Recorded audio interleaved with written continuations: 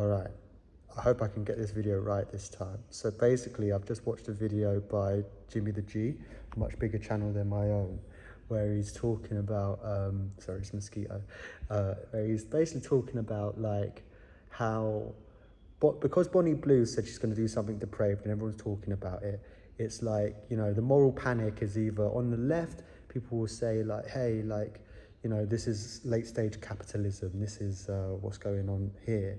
And then on the right, people will say, well, this is, you know, the consequences of eroding morals and, like, you know, proves that the culture war isn't a waste of time, I guess. And is based, and I do kind of agree with that basic premise. Like, I think the fact that someone like Andrew Tate can come out of the woodwork and get so much attention because he's doing something negative kind of shows there's something a bit wrong with social media, because you know,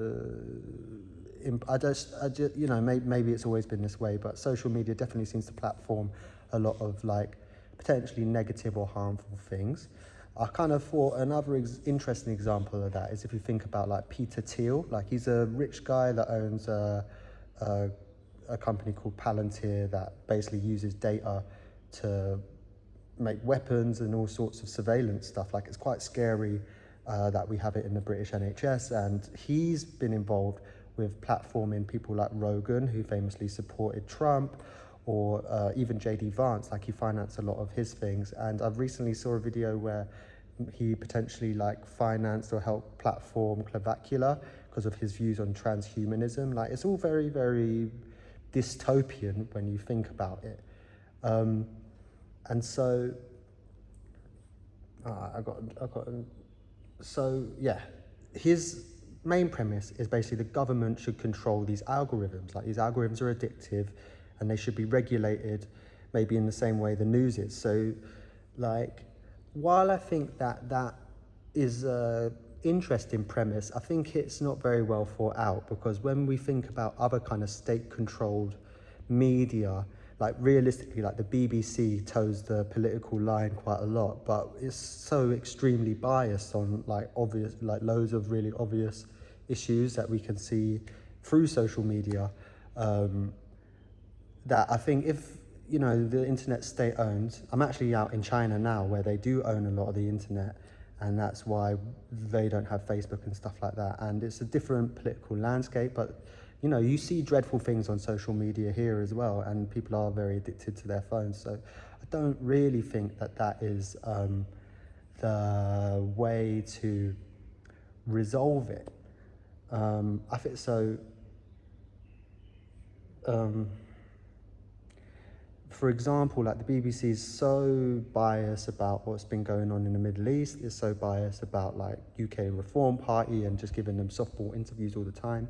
I think if we had a digital platform algorithms being controlled by the same people that make those types of decisions, I think we're going to find ourselves in a very similar situation where they're curated in a way that exposes people to ideas that they kind of like want us to have, as opposed to, you know, if that makes it less addictive, potentially that would have some good byproducts, but realistically it's probably just gonna confuse everybody more, you know. But yeah, who are I think the better question to ask is who are the beneficiaries of our addiction to the internet?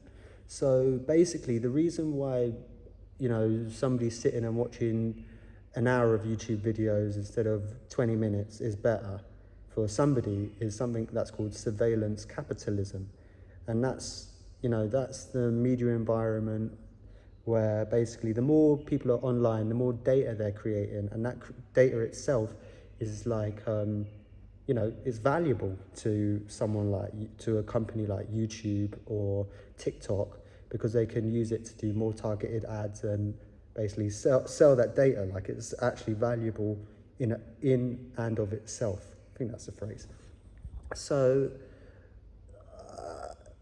what's my next argument? So really the next question is who benefits from people being addicted to social media? So someone like Bonnie Blue, someone like Andrew Tate, they are beneficiaries in a sense, but they're ultimately just part of the course of this sensationalized media environment. Like, I think that if you take the argument that Yanis Varoufakis came up with, which is in his book Techno-Feudalism, which is to basically say, like, all of us on the internet are participating in something like the surveillance capitalism, where we're creating surplus value from our behaviors on the internet, and the landowner are the people that reap all the rewards. Like, and the people that own a lot of our internet, like Oracle, I mean the company, is owned by Larry Ellison. Larry Ellison was